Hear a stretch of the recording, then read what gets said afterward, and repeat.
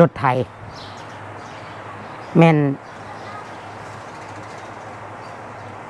ได้เอามาไว้คืนแล้วพี่น้องเอ๋ยเนาะ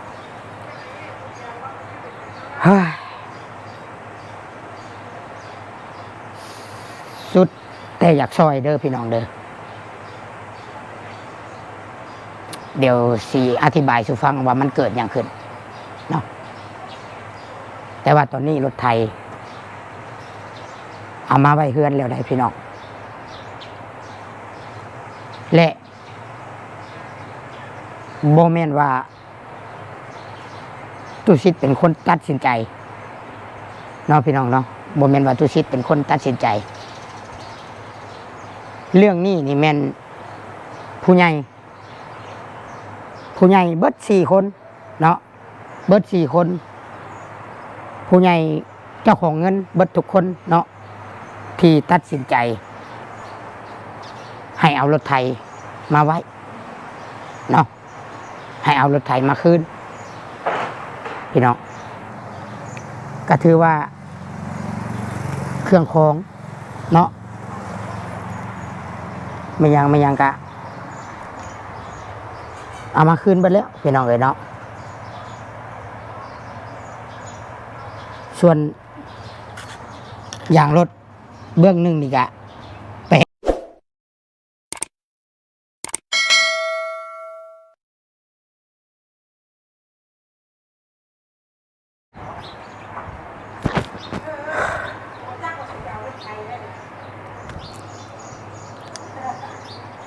กราบทักทายสบายดีพี่น้องสบายดีสวัสดีพ่อแม่พี่น้อง FC ทุกคนทุกฐานเด้อพี่น้องเด้อบัวซีอยู่ฝั่งไทยฝั่งลาวและก็ต่างประเทศก็ยินดีต้อนรับทุกคนทุกฐานเข้าสู่ช่อง YouTube ตุชิตปันสุขพี่น้องเอ๋ยเนาะพบพ่อกันวันที่7 เดือน 5 2026คลิปนี้เนาะกาสิคอชี้แจงอธิบายและเว้าเรื่องเกี่ยวกับมะนาวและครอบครัวเป็นคลิปสุดท้ายและสิชี้แจงให้ FC เข้าใจในคลิปนี้เด้อพี่น้องเด้อเนาะถ้าว่าจังใดหรือว่า FC คัดของมองใจตรงใดจังสิอธิบายตื้มเนาะและกับคลิปนี้คิดว่าขอยุติได้พี่น้องตุชิตและผู้ใหญ่ขอยุติเนาะการช่วยเหลือเนาะครอบครัวมะนาวและบ่ได้โทษไผเบิดพี่น้องก่อนอื่นเบิดและก็บ่ได้โทษทางใดเบิดบ่ได้โทษผู้ใหญ่แล้วข่อยก็บ่ได้โทษข่อยเองเนาะแล้วก็บ่ได้โทษครอบครัวมะนาวเนาะคือครอบครัวเราเว้าเนาะแม่เราเว้าว่าแต่ก่อนบ่มีการถ่ายคลิปเราเองก็ยังอยู่ได้เนาะคือว่าเหตุมันเกิดตั้งแต่เรื่องราวกับลูกชายเราเนาะแล้วก็มาสำนักบ้านว่านี่แล้วก็เว้าให้ผู้ใหญ่แล้วก็ตุชิตเนาะแล้วก็รวมถึงคณะในบ้านเสียความรู้สึกหลายพี่น้องเอ๋ยเนาะเสียความรู้สึกหลายและตอนนี้สิขอว่าอย่างซี่ซาพี่น้อง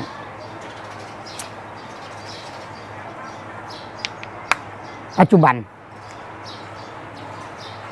รถไทย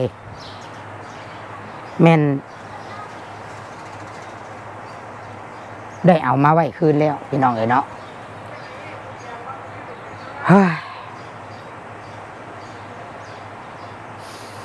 สุด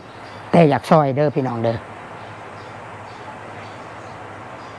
เดี๋ยวสีอธิบายสู่ฟังว่ามันเกิดอย่างขึ้นเนาะแต่ว่าตอนนี้รถไทยเอามาไว้เฮือนแล้วได้พี่น้องและโบแมนว่าตุชิตเป็นคนตัดสินใจเนาะพี่น้องเนาะโบแมนว่าตุชิตเป็นคนตัดสินใจ เรื่องนี้นี่แม่นผู้ใหญ่เบิด4 คนเนาะเบิด4 คนผู้ใหญ่เจ้าของเงินเบิดทุกคนเนาะที่ตัดสินใจให้เอารถไถมาไว้เนาะให้เอารถไถมาคืนพี่น้องก็ถือว่าเครื่องของเนาะไม่ยังกะเอามาคืนไปแล้วพี่น้องเลยเนาะส่วนอย่างรถเบื้องหนึ่งนี่กะแปรพี่น้องเลยเห็นบ่อย่างแปร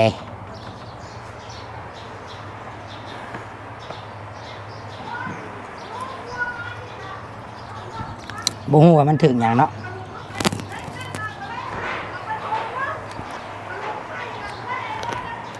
อ่ะเดี๋ยวสิมา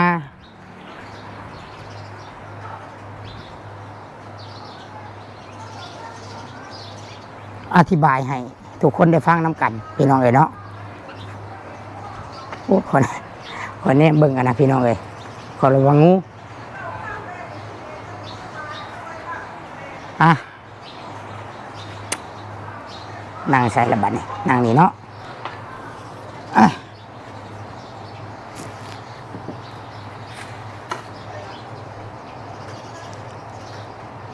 เรื่องนี้โบแมนตุชิตเป็นคนตัดสินใจเด้อพี่น้องเด้อเรื่องนี้นี่แม่นผู้ใหญ่เป็นคนตัดสินใจทั้งเบิดเจ้าของเงินทั้งเบิด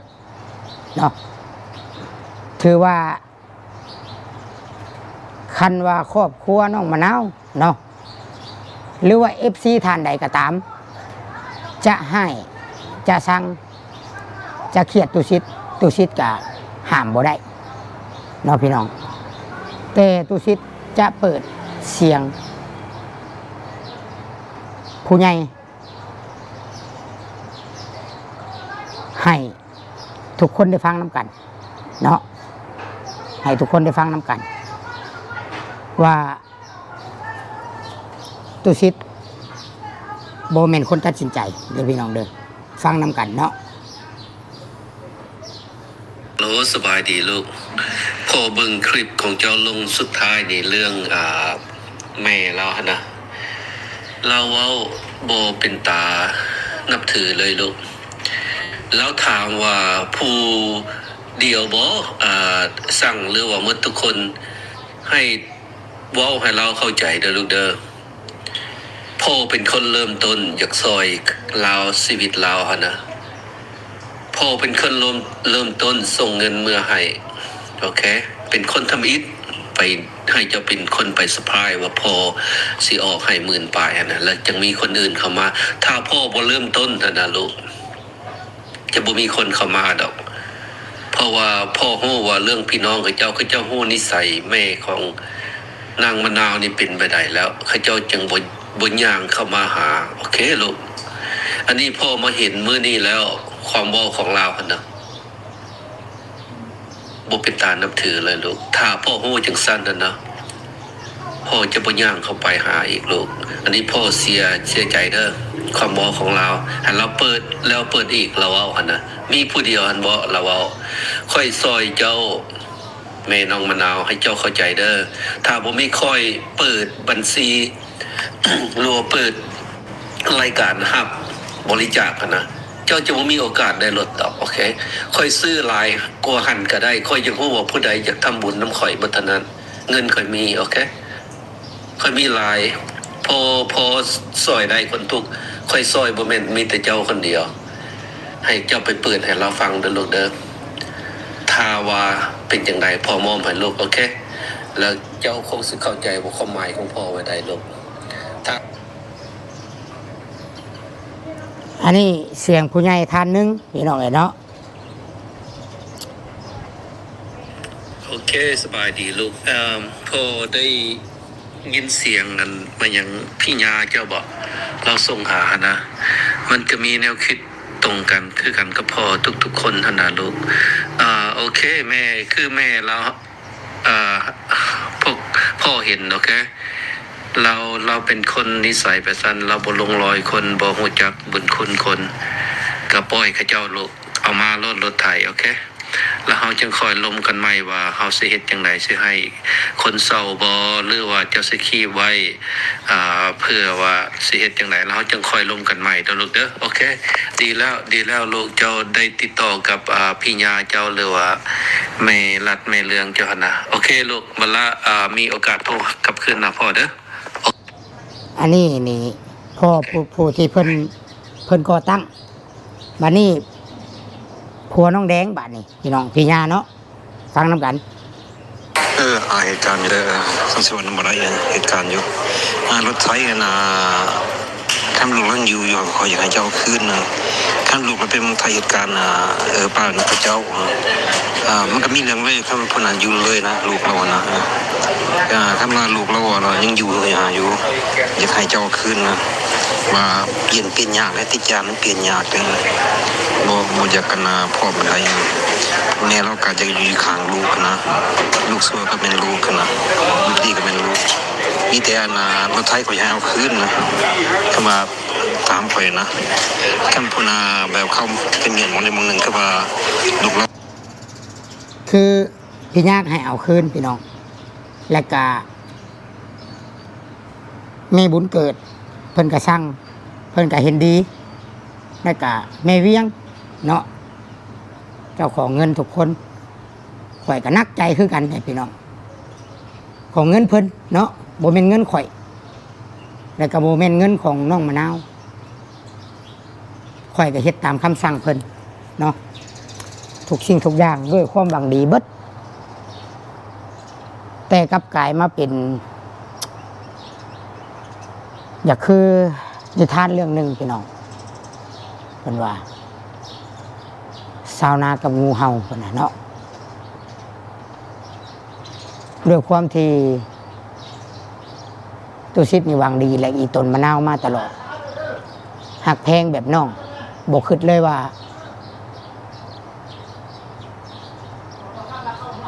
เพิ่นสิตอบแทนแบบนี้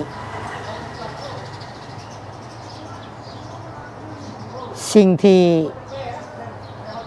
แม่มะนาวว่าวานนี่นั้นว่ามีอีตาอันผู้เดียวนั่นบ่ก็มีแต่อีตาที่ผู้เดียวนั้นแรกอยากได้คืน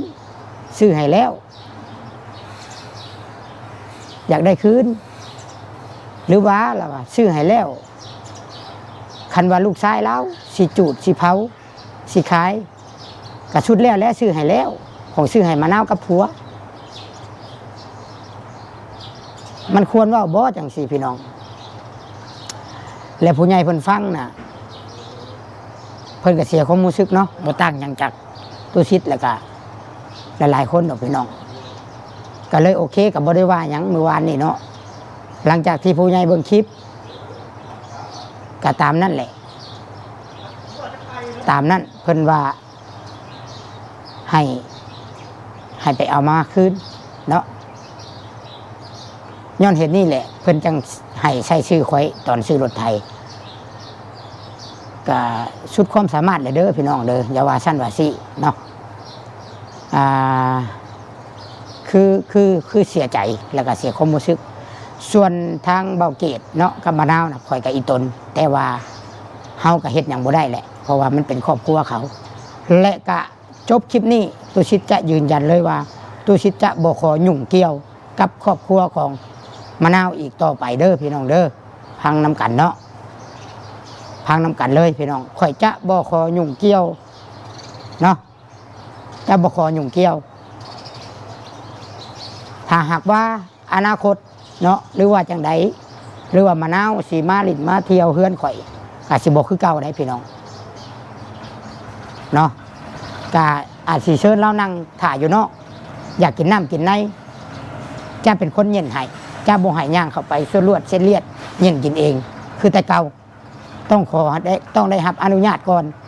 จากพ่อแม่ข่อยหรือว่าจากคนในเฮือนข่อยเนาะ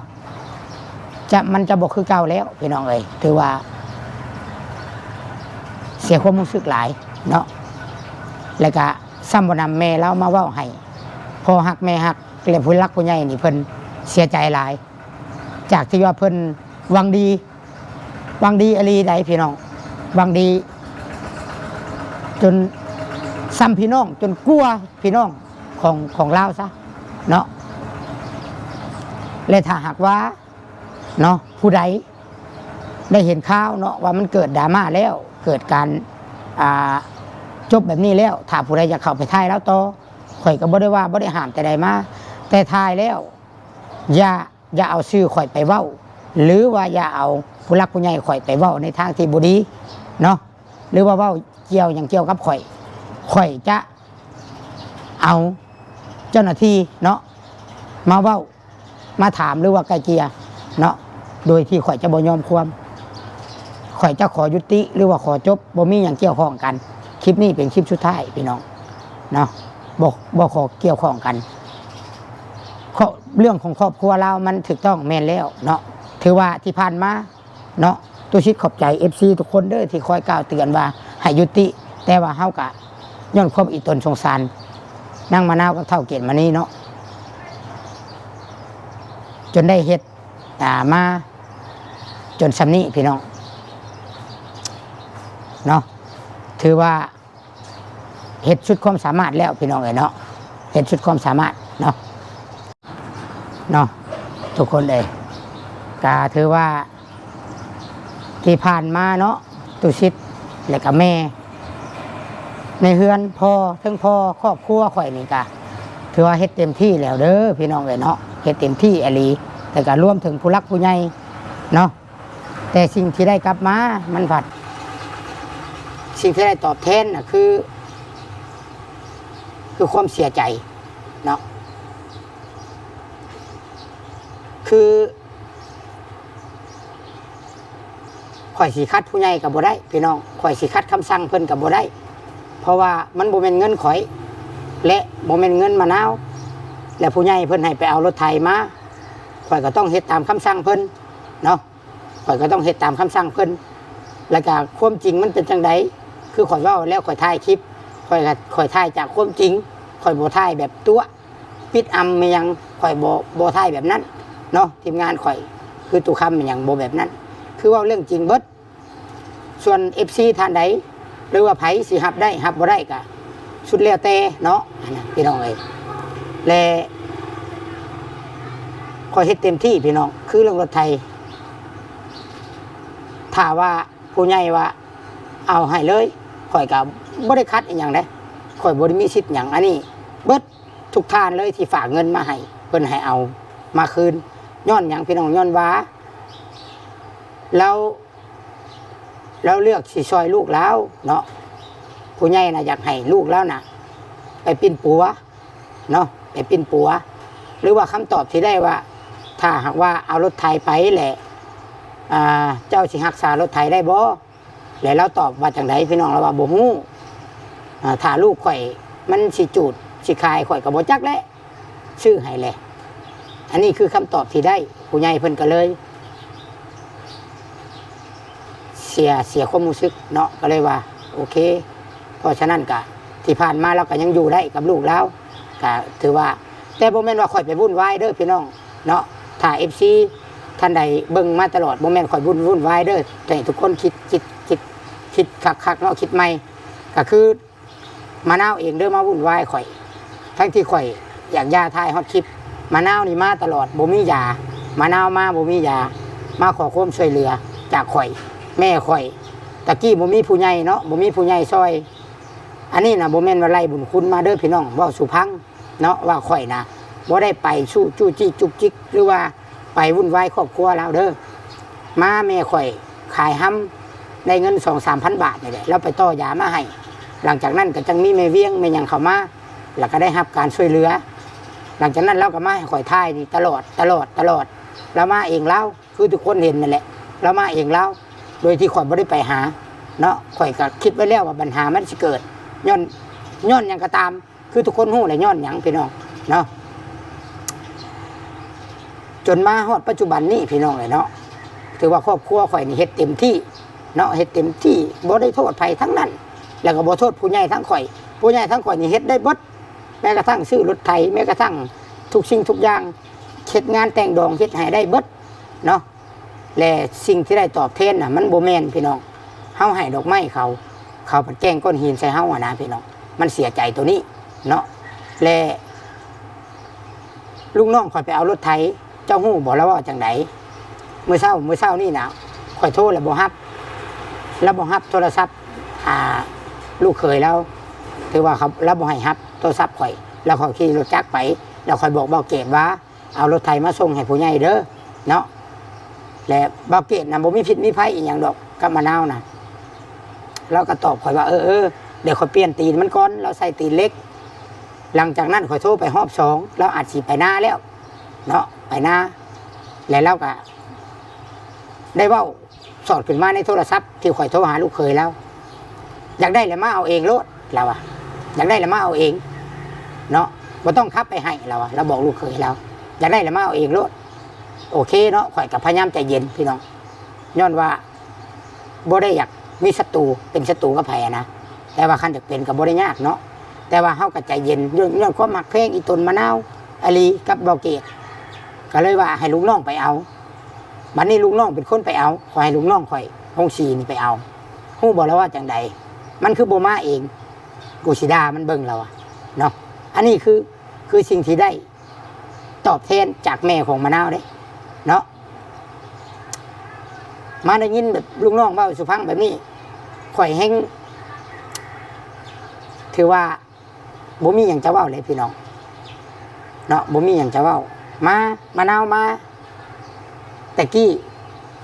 มาหามีบ่ไก่เลี้ยงทุกคนไปเบิ่งคลิปเด้อพี่น้องเด้อคลิปเก่าก็มีบัดมีไก่เลี้ยงบ่มีไก่พ่อข่อยเอาให้กับแม่ข่อยไก่ทั้งแม่ทั้งลูกมันเอาไก่ให้เนาะ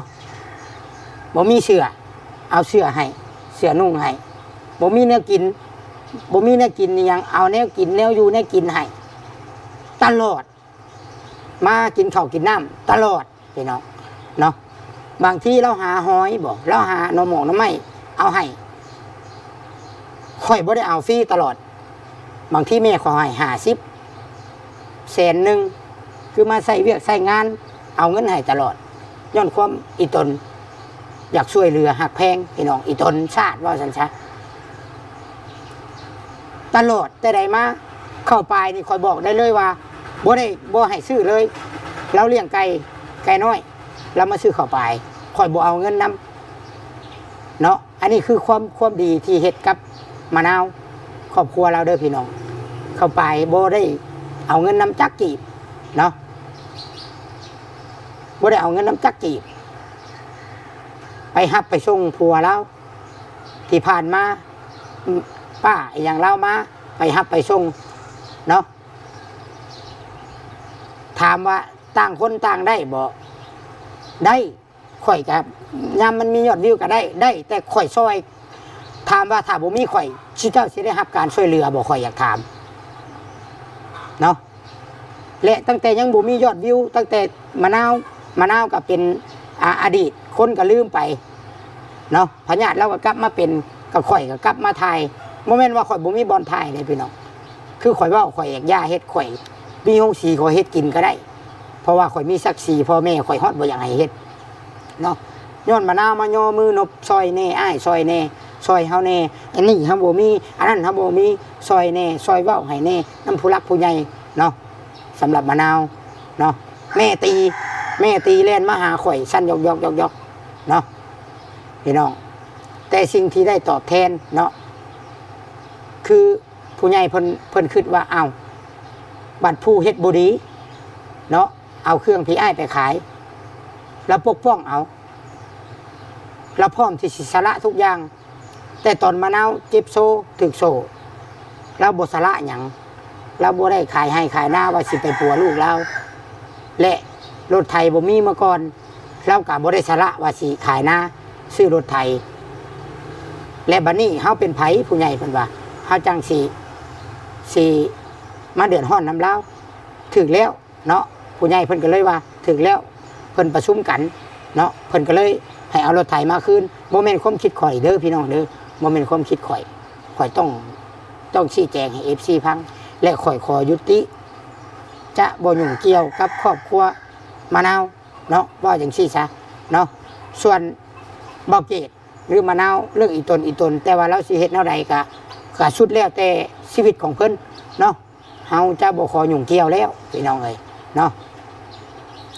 จะบ่ขอยุ่งเกี่ยวอีหยังทั้งนั้นเนาะขอจบเนาะค่อยขอจบทุกอย่างขอจบถ้าเราบ่จบเรามาบ่พอใจหยังกับข่อยหรือว่าเฮือนข่อยนักได้พี่น้องข่อยว่าซ้ำนี่แหละขอให้จบแบบซ้ำนี่อะนะว่าซี่ซะเนาะว่าจังซี่ซะเพราะว่าเรื่องที่ว่าเครื่องของเบาเกตกะโอเคเฮาเป็นคนนอกบ่เกี่ยวอะนะเราสิบ่เอาเรื่องเอาความเป็นหยังกะสุดแล้วแต่เนาะบัดนี้ส่วนโซลาร์เซลล์เนาะพี่น้องกับเครื่องของที่ซื้อให้พร้อมกับรถไถตัวนั้นของแม่เวียงถือว่าแม่เวียงเอาโหสิกรรมเนาะเราก็บ่ได้ว่าหยังเราก็โอเคแล้วแต่สิขายสิหยังก็ย่าให้เอาให้เลยตัวนั้นเนาะส่วนรถไถอันนี้เนาะแม่นว่าเพิ่นให้เอามาคืนพี่น้องเนาะถือว่าข่อยเฮ็ดชุดๆเด้อพี่น้องชุดๆเลยกับครอบครัวข่อยแม่ข่อยพ่อข่อยความดีเนาะที่ว่าเฮ็ดนำบ่มีหยังสิบ่ดีเลยกับครอบครัวมะนาวเนาะบ่มีเงินซื้อน้ำมันรถไถเนาะทำอิฐข่อยว่าหาแล้วบ่รถไถหาแล้วบ่น้ำมันคนขั้วแล้วบ่คำตอบที่ได้โอ้ยรถไถยังบ่ซื้อให้สิให้หาซื้อน้ำมันอย่ามาหาขี้ตัวแถวนี้บ่ได้เชื่อดอกเนาะรถไถก็ยังบ่มีปัญญาซื้อมาให้ยังสิให้ไปซอกซื้อน้ำมันรถไถนี่คำตอบที่ได้กล่าวข่อยก็บ่ได้ถือซาก็ปล่อยผ่านที่ผ่านมาเนาะหลังจากว่าซื้อรถไถให้บัดนี้ความดีอ้ายเอ้ยมะนาวมันยังกับมะนาวแหละมาขออ้ายเอ้ยเฮาบ่มีเงินซื้อน้ำมันเฮาขอยืมได้บ่มาขอยืม3 ล้านแต่ว่าข่อยก็ให้ยืม2 ล้านย้อนเหตุผลตัวใดทุกคนก็อาจสิฮู้เป็นหยังจังให้ยืมได้2 ล้านเนาะอ้ายเอ้ยอยากไปไทยเครื่องที่เท่าเตอเอาไปจำขอยืมอีกแน่400,000ค่อยก็ให้ยืมล่าสุดอ้ายเอ้ยเมื่อวานนี้เฮ็ดบทบันทึกเพิ่นจับกลุ่มมาเนาะก็ได้สึกเพิ่นเสียเงินเพิ่นปรับไหม500,000ข่อยนอนอยู่ในห้องเบาเกตมานี่ก็แล่นมาปลุกข่อยมาขอยืมเงินน้ำข่อยอีก500,000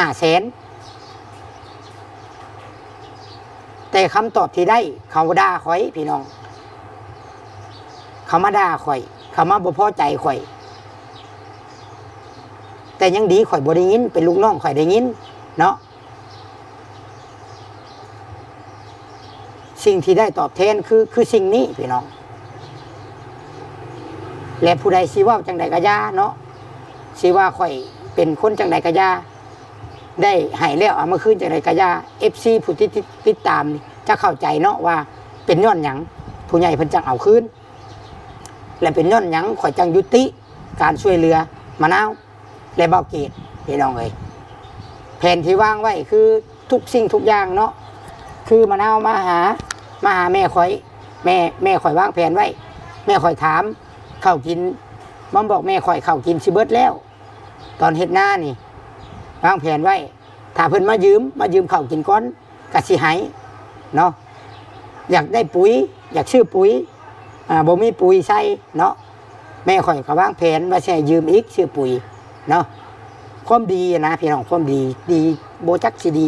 จังใดแล้วเนาะชาวนานะเฮานี่ตุชิตครอบครัวนี่เปรียบเสมือนชาวนาเนาะปัดอีกบุคคลหนึ่งเปรียบเสมือนนี่ที่ว่างูเฮาที่ว่าเฮาซอยนี่ผลที่ได้ตอบรับเนี่ยเป็นจังซี่แต่บ่ได้ถือโทษโกรธเคืองอีหยังเพราะว่าข่อยก็บ่ได้มีเจตนาอีหยังอยู่แล้วมีแต่เจตนาอยากซอยในเมื่อว่ามันเป็นจังซี่ก็ข่อยขอยุติหรือว่าจบสำนี้เด้อพี่น้องเด้อขอยุติเนาะก็ถ้าทุกคนตั้งคำถามว่าเอาแล้วครอบครัวเราสิเอารถไถมาแต่ไส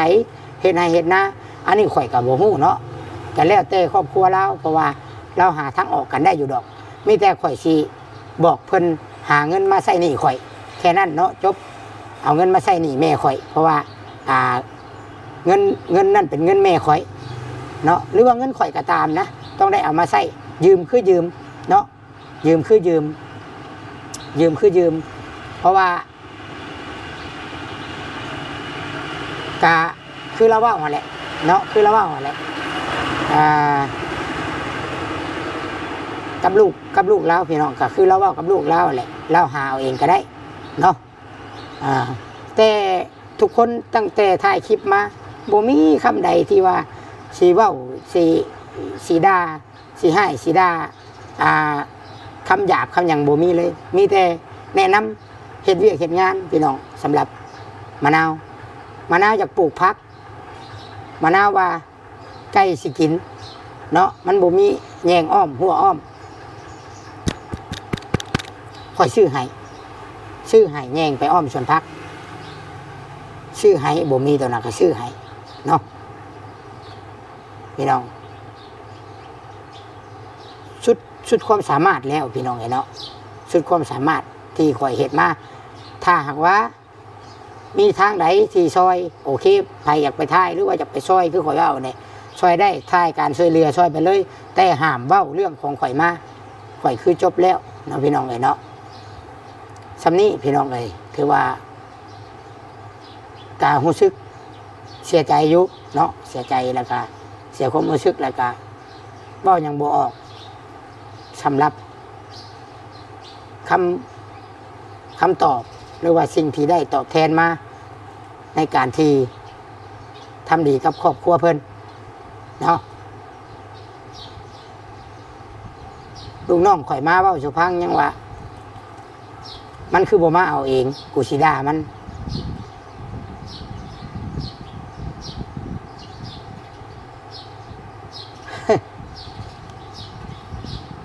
พี่น้องเนาะ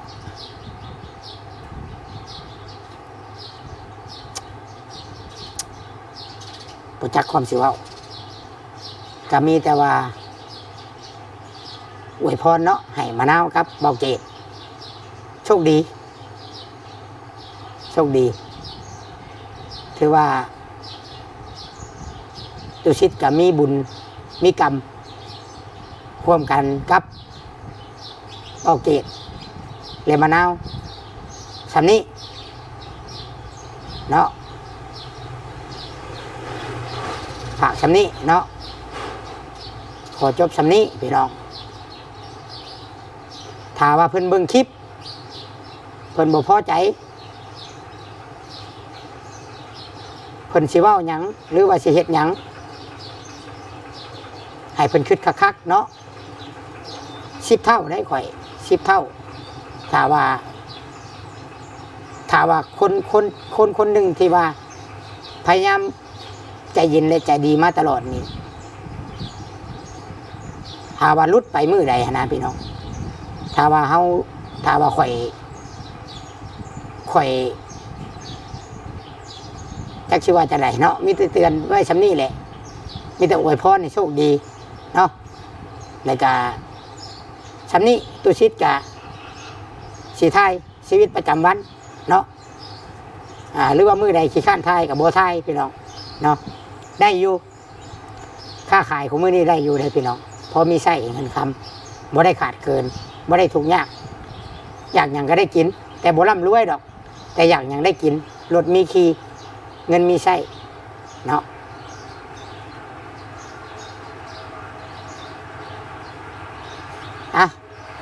ผู้ใดสิว่าจังใดก็ว่าแหละพี่น้องสำนีเด้อพี่น้องเด้อเนาะ